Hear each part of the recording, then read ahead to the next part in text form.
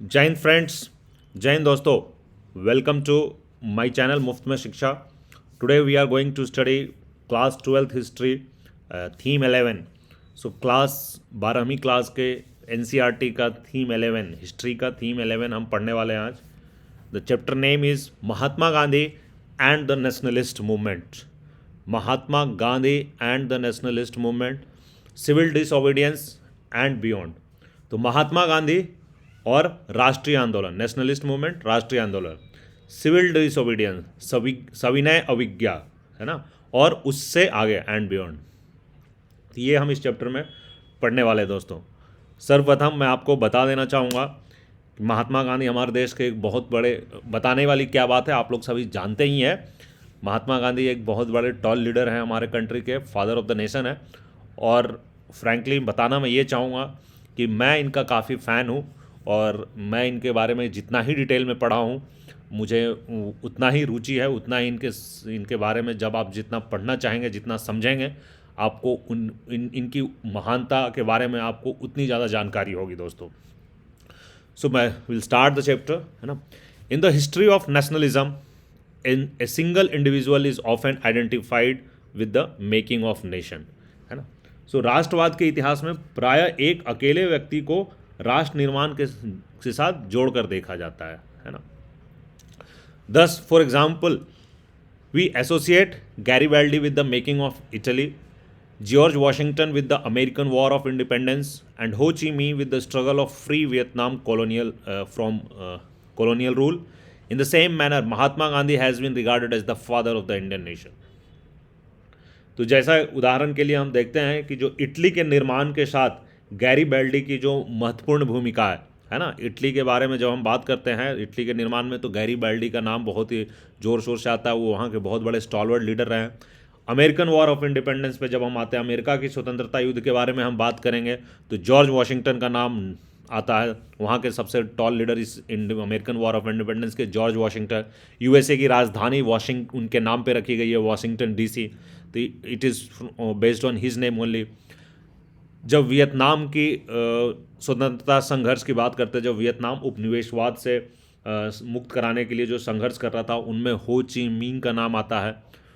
तो ये जैसे हर एक आप देख रहे हैं कि हर एक राष्ट्र निर्माण की जब आप बात कर रहे हैं, तो वहाँ एक न एक किसी व्यक्ति का नाम बहुत ही विशेष रूप से आता है। एक व्यक्ति बहुत ही टॉल लीडर के रूप में उभर कर आते हैं। ठीक उसी प्रकार, उसी मैनर में जब अगर आप भारत के निर्माण की बात करते हैं, इंडिया की बात करते हैं, भारत राष्ट्र की बात करते हैं, तो यहाँ महात्मा गांधी का नाम, मोहनदास करमचंद गांधी, महात्मा गांधी का नाम सबसे जोर शोर से आता है और सबसे महानतम लीडर्स में से एक आता है। और इसी कारणवश इन्हें फादर ऑफ इंडियन नेशन भी बोला जाता है। राष्ट्रपिता के नाम से इनको बुलाया जाता है, बापू का दर्जा दिया जाता है। और ये भारतीय स्वतंत्रता संग्राम में, भारत के निर्माण में इनका बहुत बड़ा योगदान रहा है। और ये सिर्फ इंडिया के ही नहीं, बल्कि वर्ल्ड लेवल पे बहुत टॉल लीडर रहे हैं। और बहुत सारे फॉरेन कंट्रीज़ के लीडर्स ने इनको फॉलो करते हैं। इवन बैरक ओबामा इनके बारे में बहुत हाई रिगार्ड्स रखते हैं। So he was in US president and many others. So दोस्तों, मैं यही कहना चाहूँगा कि आप जितना इनके बारे में जानेंगे, आपको उनसे प्यार होता जाएगा। सो दैट इज़, ये मैं इस तरह के लोग, मेरे समझ में, मेरी पर्सनल राय है, मेरी पर्सनल व्यक्तिगत समझ में, महात्मा गांधी जैसे लोग इतनी बार बार जल्दी जन्म नहीं लेते हैं। ये बहुत अरसों के बाद और बहुत ही समय के बाद, कालांतर के बाद ऐसे बड़े महान पुरुष पैदा होते हैं दोस्तों। और अभी मैं उनकी कुछ चीज़ें जो इस चैप्टर में वर्णित है, मैं आपको बताना चाहूँगा और आगे पढ़ाता हूँ। So in so far as Gandhiji was the most influential and revered of all the leaders who participated in the freedom struggle. That characterization is not misplaced. तो ये क्या रहा, ये कहना चाह रहा कि चूंकि गांधी जी स्वतंत्रता संघर्ष में भाग लेने वाले सभी नेताओं में सर्वाधिक प्रभावशाली थे, मोस्ट इन्फ्लुएंस थे, नो डाउट, ये तो हम लोग सब जानते हैं। अतः उन्हें दिया गया उपयुक्त विशेषण गलत नहीं है। जो उनको फादर ऑफ नेशन, महात्मा का जो उनको विशेषण दिया गया, जो उनको कैरेक्टराइजेशन किया गया है, ये गलत नहीं है, ये एकदम सही है, सही जगह पे रखा गया है। दिस इज नॉट मिसप्लेस्ड, है ना। हाउएवर, लाइक वॉशिंगटन और Ho Chi Minh, Mahatma Gandhi's political career was shaped and constrained by the society in which he lived. क्या कहना चाह रहा है कि हालांकि वाशिंगटन अथवा हो ची मिन्ह की तरह महात्मा गांधी का राजनीतिक जीवन वृत्त उस समाज ने ही संवारा है और नियंत्रित किया है जिस समाज में वो रहते थे, है ना. सो समाज का भी काफ़ी रोल रहा है in shaping and constraining his political career in both. So for individuals even great ones are made by history even as they make history. कोई भी व्यक्ति चाहे कितना भी महान क्यों ना हो, वह न केवल इतिहास बनाता है बल्कि स्वयं भी इतिहास द्वारा बनाया जाता है. So it is like that कि history is made by people and history make people, है ना. तो इनको महान बनाया, इन्होंने महान बना के इतिहास तो जरूर बना दिया, लेकिन इतिहास ने भी इनको महान बनाया, है ना. सो it is a two way things कि केवल वो न केवल इतिहास बनाता है बल्कि स्वयं भी इतिहास के द्वारा बनाया जाता है. This chapter analyses Gandhi ji's activities in India during the crucial period 1915-1948. तो ये चैप्टर जो है गांधी जी के जो एक्टिविटीज़ हैं 1915 से 1948 के बीच में जो इस महत्वपूर्ण काल के दौरान जो गांधी जी का गतिविधियाँ हुई हैं उसका विश्लेषण करता है इस अध्याय में. It explores his interactions with different sections of the Indian society and the popular struggles that he inspired and led. ये भारतीय समाज के विभिन्न हिस्सों के साथ उनके संपर्कों और उनके द्वारा प्रेरित तथा नेतृत्व किए गए लोकप्रिय संघर्षों की छानबीन करता है. It introduces the student to the different kinds of sources that historians use in reconstructing the career of a leader and of social movements that he was associated with. यह जो चैप्टर है, यह अध्याय है जो विद्यार्थियों के समक्ष उन अलग अलग प्रकार के स्रोतों को भी रखता है, सोर्सेज को भी रखता है ना, जिनका इस्तेमाल इतिहासकार एक नेता के जीवन वृत्त reconstructing the career of a leader तथा जिन सामाजिक आंदोलन से जुड़ा है उनके पुनर्निर्माण में करते हैं. So will start the chapter friends, है ना. The first topic of the chapter is a leader announces himself. स्वयं की उद्घोषणा करता एक नेता, है ना. टॉपिक इटसेल्फ सेज, है ना, ए लीडर अनाउंसेस हिमसेल्फ, स्वयं का उद्घोषणा कर रहा एक नेता आ रहा भाई. So in January 1915 Mohandas Karamchand Gandhi return to his homeland after 2 decades of residence abroad. Mohandas Karamchand Gandhi विदेश में 2 दशक रहने के बाद जनवरी 1915 में अपने होमलैंड, अपनी मातृभूमि, अपनी गृहभूमि वापस आते हैं. These years had been spent for the most part in South Africa, where he went as a lawyer and in time became a leader of the Indian community in that territory. ये जो वर्ष है ना, 2 दशक का जो समय जो अफ्रीका में रहे, उन्होंने इस अधिकांश समय अब बेसिकली जो उन्होंने अफ्रीका में बिताया, इसमें अफ्रीका के अधिकांश हिस्सों को वो कवर करते हैं, है ना. और वहाँ एक वकील के रूप में गए थे और बाद में इस गए तो वो बैरिस्टर के रूप में थे, एक वकील के रूप में गए थे, ठीक है. बट बाद में वो इस क्षेत्र के भारतीय समुदाय के जो इंडियंस वहाँ थे, इंडियंस इन साउथ अफ्रीका थे, उनके एक लीडर के रूप में वहाँ उभरते हैं.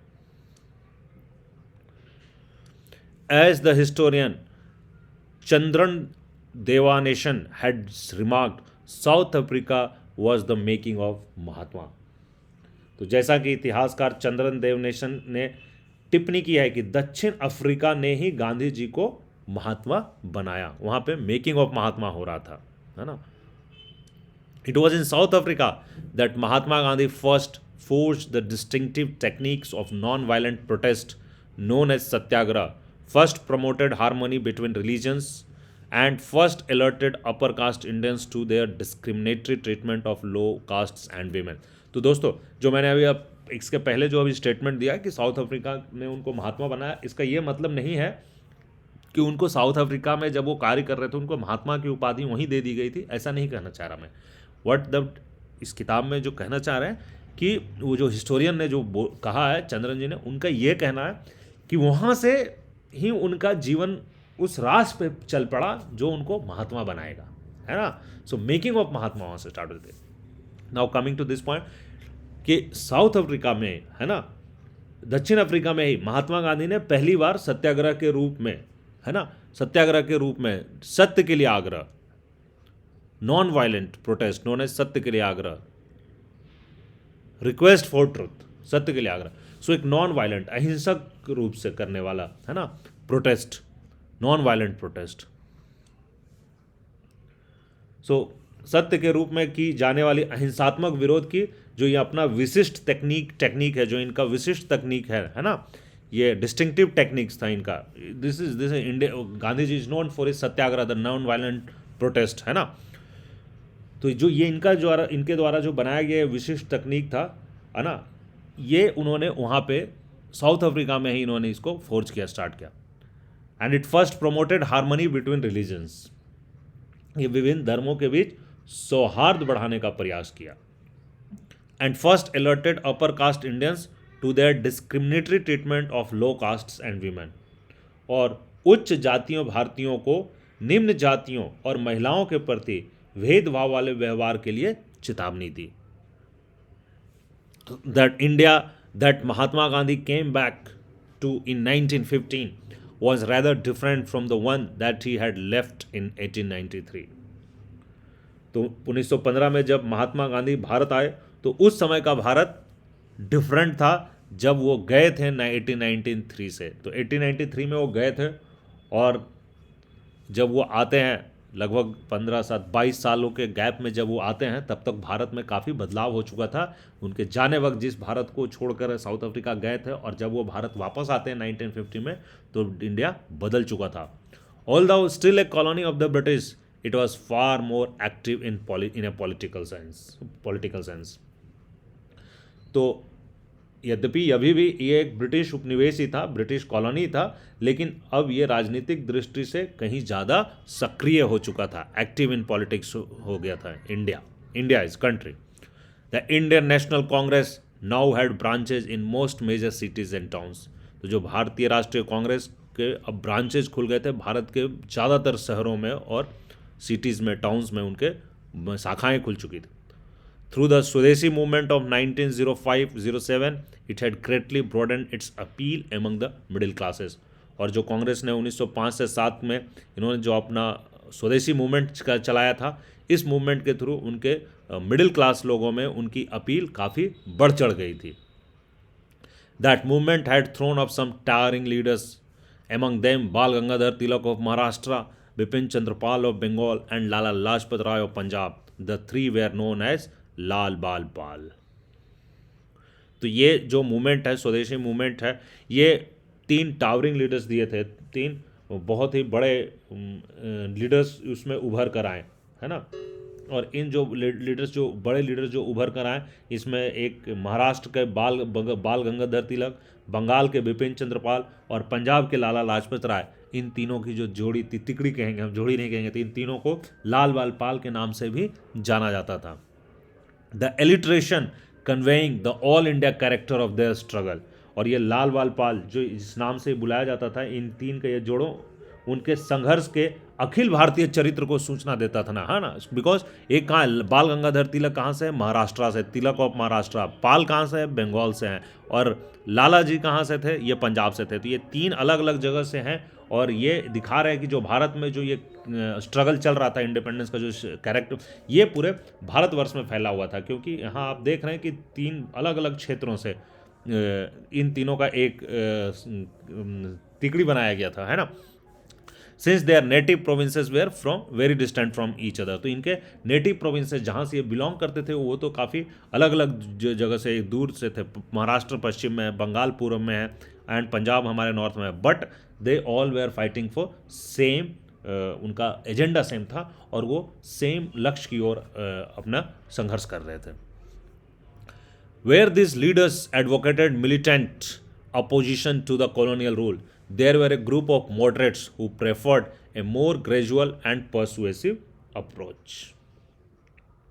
तो इन नेताओं ने जहां औपनिवेशिक शासन के प्रति लड़ाकू विरोध का समर्थन किया, है ना, थोड़ा ये मिलिटेंट अपोजिशन का था इनका, ठीक है, वहीं उदारवादियों का एक समूह था, मॉडरेट्स उदारवादियों, है ना, तो इनका जो थोड़ा थोड़ा था मिलिटेंट अपोजिशन था, ये थोड़ा उनसे लड़ना चाहते थे अंग्रेजों से कि उनको लड़कर हटाना, but there was other sector also. So उनका उदारवादियों का एक समूह था जो एक क्रमिक वो लगातार प्रयास करते रहने के विचार का हिमायती था। सो उनका क्या था, gradual and persuasive approach moderates का, याद रखिएगा दोस्तों। Among these moderates was Gandhiji's acknowledged political mentor Gopal Krishna Gokhale as well as Muhammad Ali Jinnah, who, like Gandhiji, was a lawyer of Gujarati extraction trained in London. सो इन उदारवादियों में गांधी जी के एक मान्य राजनीतिक परामर्शदाता गोपाल कृष्ण गोखले के साथ ही मोहम्मद अली जिन्ना भी थे, है ना। तो गांधी जी के गुरु, गांधी जी के पॉलिटिकल गुरु बोले जाते हैं, है ना। गांधी जी का पॉलिटिकल गुरु किनको माना जाता है, इनको गोपाल कृष्ण गोखले को। तो ये भी एक मॉडरेट लीडर थे, उदारवादी लीडर थे। दूसरा एक और उदारवादी लीडर कौन था, मोहम्मद अली जिन्ना। मोहम्मद अली जिन्ना भी गांधी जी जैसे ही थे। क्यों गांधी जी जैसे थे, क्योंकि ये भी गुजराती मूल के व्यक्ति थे और लंदन में ये वकालत बैरिस्ट्री, है ना, बैरिस्टर बनकर लंदन में इन्होंने प्रशिक्षण किया था। तो ये भी, इनका भी प्रोफाइल थोड़ा सा अगर आप देखेंगे मोहम्मद अली जिन्ना का, तो गांधी जी जैसा ही था, एक गुजराती जो इंग्लैंड में, लंदन में जाके बैरिस्टर, लॉयर बनता है। On Gokhale's advice Gandhi ji spent a year travelling around British India, getting to know the land and its people. तो गोखले ने गांधी जी को एक सलाह दिया और उस सलाह के तहत गांधी जी एक वर्ष तक ब्रिटिश भारत की यात्रा करने इधर उधर पूरा ट्रैवल किए और यहाँ की ज़मीन और यहाँ के ज़मीन से जुड़े लोगों, इनको समझ सके, जान सके। His first major public appearance was at the opening of Banaras Hindu university BHU in February 1916। जनवरी 1915 में आ रहे हैं। नाउ February 1916, लगभग एक साल के बाद बनारस हिंदू यूनिवर्सिटी का उद्घाटन हो रहा होता है। बनारस हिंदू यूनिवर्सिटी 1916 में स्थापित हुई है, याद रखिएगा दोस्तों, February 1916 में। तो जब इनका ओपनिंग सेरेमनी हो रहा था, वो उनके लिए वो पहली महत्वपूर्ण सार्वजनिक उपस्थिति थी, है ना। एक first public appearance, major public appearance उनका इसके ओपनिंग सेरेमनी में होता है। Among the invitees to this event were the princes and the philanthropists whose donations had contributed to the founding of BHU। तो इस समारोह में आमंत्रित व्यक्तियों में वो राजा और मानव प्रेमी थे, जिनके द्वारा दिए गए दान ने हिंदू विश्वविद्यालय की, बनारस हिंदू विश्वविद्यालय की स्थापना में योगदान दिया था। तो इसमें जनरली प्रिंसेस लोग आए थे, राजा महाराजा लोग आए थे, फिलेंथ्रोपिस्ट आए थे, है ना, मानव प्रेमी लोग आए थे, और उन्होंने काफ़ी बढ़ चढ़ कर उनके डोनेशंस के हिसाब से, उनके डोनेशन के देने के कारण ही ये बनारस हिंदू यूनिवर्सिटी इतनी बड़ी विश्वविद्यालय स्थापित हो पाई थी, उनमें उनका योगदान था। तो ऐसे लोग उसमें इन्वाइटेड थे। Also present were important leaders of Congress such as Annie Besant, और कुछ कांग्रेस के इंपॉर्टेंट लीडर्स, है ना, महत्वपूर्ण नेता भी उपस्थित थे, जैसे कि एनी बेसेंट जैसे लोगों का यहाँ पे नाम आता है। Compare to these dignitaries Gandhi ji was relatively unknown. तो अगर आप इतने बड़े बड़े महत्वपूर्ण प्रतिष्ठित व्यक्तियों की तुलना करेंगे तो उस समय गांधी जी अपेक्षाकृत इनसे कम जानकार थे, इनसे अज्ञात थे, रिलेटिवली अननोन थे। Gandhi ji was not so known at that moment of time compare to the other dignitaries present for that opening ceremony. He had been invited on the account of his work in South Africa rather than his status within India। तो उनको क्यों बुलाया गया था? उनको इसलिए बुलाया गया था कि उन्होंने जो दक्षिण अफ्रीका में जो उनके द्वारा कार्य किए गए थे उनके आधार पर बुलाया गया था, न कि भारत के अंदर उनकी जो प्रतिष्ठा थी उसके अंदर, क्योंकि भारत में उनकी उस समय स्टेटस कोई बहुत टॉल लीडर की थी नहीं, वो अभी जस्ट आए थे, अभी एक ही साल हुआ था। तो उनके जो साउथ अफ्रीका के में जो उन्होंने कुछ झंडे गाड़े थे काफ़ी कुछ गाड़े थे, ऐसी बात नहीं है। साउथ अफ्रीका उन्होंने एक्चुअली जो इंडियन नेशनल मूवमेंट को गांधी जी आगे लीड करेंगे और जो भारत की राष्ट्रीय आंदोलन का जो उनका नेतृत्व आएगा, तो इसका एक्चुअली अगर आप देखिएगा तो उन्होंने नेट प्रैक्टिस कर लिया था साउथ अफ्रीका में, उन्होंने पूरा ट्रायल कर लिया था, और वो हर एक चीज़ जो साउथ अफ्रीका में वो किए थे, वो जो चीज़ें वहाँ सीखे वो सारा लाके इंडिया में इम्प्लीमेंट करते। तो अगर आप उनको पूरा पढ़िएगा तो आपको समझ में आएगा कि एक्चुअली साउथ अफ्रीका उनका एक एक्सपेरिमेंट ग्राउंड था, जहाँ उन्होंने काफ़ी सफलता पाई और अगेंस्ट द ब्रिटिश, एंड वो उन सारी चीज़ों को इंडिया में जब लाएंगे तो फिर इंडियन आज़ादी में गांधी का इतना वर्चस्व तूती बोलेगा, कांग्रेस मतलब गांधी, गांधी मतलब कांग्रेस, एंड सारे मूवमेंट गांधी के नाम से चलेंगे एंड इंडिया को आज़ादी तक ले जाएंगे। So will see. When his turn came to speak, Gandhi ji charge the Indian elite with a lack of concern for the laboring poor। तो जब उनको बोलने की बारी आई, जब गांधी जी को बोलने की बारी आई, तो उन्होंने मजदूर गरीबों की ओर ध्यान न देने के कारण भारतीय विशिष्ट वर्ग को आड़े हाथों लिया, है ना, इंडियन एलिट को उन्होंने आड़े हाथों लिया। क्यों? Lack of concern for labouring poor. The opening of the BHU, he said, was certainly a most gorgeous show, but he worried about the contrast between the richly bedecked noblemen present and millions of the poor Indians who were absent. See, अभी एक नया आदमी है, relatively unknown है, वहाँ पे बड़े बड़े अतिथिगण हैं, उनके सामने वो अपना भाषण दे रहा है। और उन्होंने क्या बोला?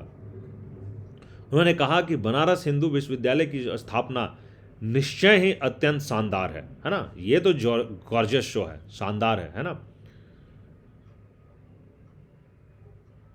तो उन्होंने इसकी प्रशंसा तो की, किंतु उन्होंने वहाँ धनी व सजे समरे जो जेंटलमैन थे, जो भद्रजन थे, उनकी उपस्थिति और लाखों गरीब भारतीयों के अनुपस्थिति के बीच की जो विषमता थी, इस पर उन्होंने चिंता व्यक्त की। So the presence of richly bedecked nobleman and the absence of millions of Indian poor, इसके बारे में उन्होंने, ये जो कॉन्ट्रास्ट है, इसके ऊपर उन्होंने ध्यान खींचा।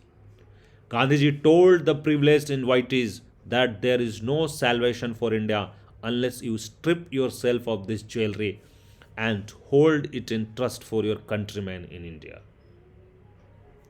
गांधी जी ने विशेष सुविधा प्राप्त आमंत्रितों से कहा कि भारत के लिए मुक्ति तब तक संभव नहीं है, सैल्वेशन, भारत का सैल्वेशन, मुक्ति तब तक संभव नहीं है जब तक कि आप अपने को इन अलंकरणों से मुक्त न कर ले, जब तक आप इन ज्वेलरी से मुक्त करने, इन अलंकरणों से मुक्त न कर ले और इन्हें भारत के अपने हम वतनों की भलाई में न लगा दे, है ना। So there is no salvation for India, Bharat को तब तक मुक्ति नहीं मिलेगी जब तक कि आप अपने आप को इन अलंकरणों से मुक्त न कर ले और ये देश के कंट्रीमैन के विश्वास के लिए लगा दें।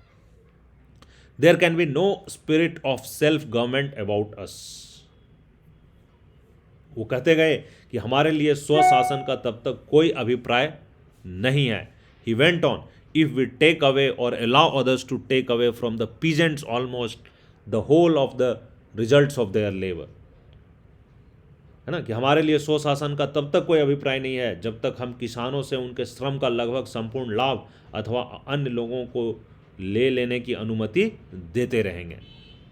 Our salvation can only come through the farmer. जो हमारी मुक्ति है, हमारे देश की मुक्ति है, वो केवल किसानों के माध्यम से ही हो सकती है। Neither the lawyers nor the doctors nor the rich landlords are going to secure it. न तो वकील, न डॉक्टर और ना ही जमींदार इसे सुरक्षित रख सकते हैं। क्या बोला? The opening of the BHU was an occasion for celebration, marking as it did the opening of a nationalist university sustained by Indian money and Indian initiative, है ना। तो जो बनारस हिंदू विश्वविद्यालय की स्थापना एक उत्सव का अवसर था, क्योंकि यह भारतीय धन और भारतीय प्रयासों से संभव एक राष्ट्रवादी विश्वविद्यालय की स्थापना का द्योतक था। भाई, इंडिया के पैसे से, इंडियन लोगों के पैसे से इंडिया की एक नेशनलिस्ट यूनिवर्सिटी बन रही थी, तो नो डाउट ये तो बहुत ही सेलिब्रेशन का वक्त था। But rather than adopt a tone of self congratulation, Gandhi ji chose instead to remind those present of the peasants and the workers who constituted as majority of Indian population yet were unrepresented in the audience। लेकिन गांधी जी ने स्वयं को बधाई देने के सुर में सुर मिलाने की अपेक्षा लोगों के, है ना, उन्होंने जो लोग वहाँ पे, it's a matter of self congratulation कि भारत के लिए एक अपने कॉन्ग्रेचुलेशन की बात है, तो उन्होंने स्वयं को बधाई देने के सुर में सुर मिलाने की अपेक्षा लोगों को उन किसानों और कामगारों की याद दिलाना चुना जो भारतीय जनसंख्या के अधिशंख्य हिस्से का निर्माण करने के बावजूद वहाँ श्रोताओं में अनुपस्थित थे। जो भारत के ज़्यादातर जनसंख्या क्या थे? किसान वर्ग के लोग थे, गरीब वर्ग के लोग थे। तो ये जैसे जो किसान थे, कामगार लोग थे, ये अधिशंख्य होने के बावजूद, या मेजोरिटी होने के बावजूद इनका पार्टिसिपेशन नहीं था, ये ऑडियंस में रिप्रेजेंटेड नहीं थे। तो गांधी जी ने इन सब के प्रति सबका ध्यान लाया, रेदर देन कि अपनी गागा गाला करे, उन्होंने फोकस इधर शिफ्ट किया। Gandhiji's speech at Banaras in February 1916 was at one level merely a statement of fact, namely that Indian nationalism was an elite phenomenon, a creation of lawyers and doctors and landlords. सो एक दृष्टि से फरवरी 1916 में जो बनारस में गांधी जी का यह भाषण मात्र वास्तविक तथ्य का ही उद्घाटन था, है ना। तो ये एक्चुअली वो सच्चाई से अवगत करा रहे थे, लोगों को दिखा रहे थे, वो आईना दिखा रहे थे, वो सच्चाई ही बयां कर रहे थे, ऐसा कुछ गलत नहीं बोल रहे थे, वो लोगों को सच्चाई से अवगत करा रहे थे कि अर्थात जो बेसिकली अर्थात भारतीय राष्ट्रवाद वकीलों, डॉक्टरों और जमींदारों जैसे विशिष्ट वर्गों द्वारा ही निर्मित है। तो जो इंडियन नेशनलिज्म है वो बता रहे थे कि इस समय जो भारतीय राष्ट्रवाद है वो उस समय सिर्फ एक एलीट फेनोमेना नहीं, विशिष्ट लोगों का एक फेनोमेना है, जिसमें मोस्टली लॉयर्स हैं, डॉक्टर्स हैं, लैंडलॉर्ड्स हैं, बड़े बड़े लोग सिर्फ शामिल हैं। But at another level it was also a statement of intent, the public announcement of Gandhiji's own desire to make Indian nationalism more properly representative of the Indian people as a whole. ये समझ देखो दोस्तों। लेकिन अगर आप इस दूसरी दृष्टि से अगर आप देखते हैं तो यह व्यक्ति उनकी मंशा भी जाहिर करता है। यहाँ गांधी जी अपने आप को, अपना इंटेंट क्लियर कर देते हैं, है ना, कि यह भारतीय राष्ट्रवाद को संपूर्ण भारतीय लोगों का और अधिक अच्छे ढंग से प्रतिनिधित्व करने में सक्षम बनने की गांधी जी की स्वयं की इच्छा की प्रथम सार्वजनिक घोषणा थी। सो ये this was first announcement of Gandhi ji's desire कि वो जो इंडियन नेशनलिज्म है, जो भारतीय राष्ट्रवाद है, ये मोर रिप्रेजेंटेटिव बनाया जाए और इंडियन लोगों के द्वारा बनाया जाएगा। सो जो हम इस टॉपिक का जो हेडिंग है दोस्तों, ए लीडर अनाउंसेस हिमसेल्फ, तो ये है यहाँ उसका सार छिपा हुआ है कि इस भाषण से ही एक आगाज हो गया था। जैसे अगर आप क्रिकेट प्रेमी हैं तो कहते हैं कि सचिन तेंदुलकर जब अपने पहले टेस्ट मैच में वकार यूनिस की बॉल लगी और उनके नाक से खून गिरा, और उसके बाद वो जिस तरीके से उन्होंने उसमें मैच में वो रन बनाते हैं, तो वो उनका आगाज़ हो जाता है कि एक बहुत ही बड़ा बल्लेबाज आने वाला है, दुनिया में दस्तक दे चुका है, आ चुका है मैदान में, ये अब आप इसका परफॉर्मेंस देखते जाइए। तो एक्चुअली ये इवेंट वही है दोस्तों। ये गांधी जी का लाइफ का हम इस इवेंट को उससे कोरिलेट कर सकते हैं कि इस अनाउंसमेंट से गांधी जी ने एक्चुअली अपना आगाज कर दिया था कि इंडिया को एक लीडर मिल चुका है, आ चुका है, जो दुनिया अभी देखेगी, जो दुनिया अभी मानेगी। अभी सिर्फ इंटेंट दिखना स्टार्ट हो चुका था। In the last month of that year, Gandhiji was presented with an opportunity to put his precepts into practice. उसी वर्ष के अंतिम माह में गांधी जी को अपने नियमों को व्यवहार में लाने का अवसर मिला। Put his precepts in practice. At annual congress held in Lucknow in December 1916, he was approached by a peasant from Champaran in Bihar who told him about the harsh treatment of peasants by British indigo planters. तो दिसंबर 1916 के जो लखनऊ में कांग्रेस की जो वार्षिक session होती है, उसमें बिहार के चंपारण से आए एक किसान ने वहाँ उन्हें अंग्रेजी जो नील उत्पादक द्वारा किसानों के प्रति किए जाने वाले कठोर व्यवहार के बारे में बताता है। वहाँ पे उन्होंने अवगत कराता है कि जो हाउ ब्रिटिश इंडिगो प्लांटर्स है, जो अंग्रेज जो इंडिगो प्लांटर्स है, वो कैसे हार्श ट्रीटमेंट दे रहे हैं पीजेंट्स के लिए। बिहार में चंपारण में कैसे उन्हें हार्श ट्रीटमेंट दिया जा रहा है, इसके बारे में अवगत कराता है। और ये आगे वही बोले ना, ये मौका मिल गया उनको, जो उन्होंने प्रीच किया था, जो उन्होंने परसेप्ट किया था, उसको प्रैक्टिस में लाने का ये आगाज़ था दोस्तों। तो ये Gandhi ji announces himself, not announces मतलब ये बोल के नहीं कि मैं आ रहा हूँ लीडर, मैं वो नेता बनने आ रहा हूँ, मैं तुम लोग को लीड करूँगा, इस तरह के अनाउंसमेंट नहीं। उन्होंने जो परफॉर्मेंस दिया, उन्होंने जो स्पीच दी, वो स्पीच अनाउंस कर दिया कि एक नेता आ रहा है। अगेन आई विल टेल, वो बैटिंग जो तेंदुलकर ये बोल के नहीं आया था कि मैं 100 सेंचुरी बनाऊंगा और दुनिया में सबसे ज़्यादा रन बनाने वाला बल्लेबाज बनूंगा, बट जो इंटेंट उसने पहले मैच में दिखाया था, उससे ये क्लियर हो जाता है कि यस, एक बल्लेबाज आने वाला है, महान बल्लेबाज आ चुका है और ये महान बनने वाला है। तो वो उनका स्पीच को हम उससे कोरिलेट कर सकते हैं दोस्तों, कि उनका जो वक्तव्य था वो उनका इंटेंट, उनकी मंशा को दर्शाता है कि यस, एक महान नेता भारत में आ चुका था, आगाज कर चुका था आंदोलन को लीड करने के लिए, और वो आगे करेंगे, ये बाद में पता चलेगा। इस टॉपिक को दोस्तों अभी मैं यहीं पे क्लोज करता हूँ, बाकी नेक्स्ट वीडियो में।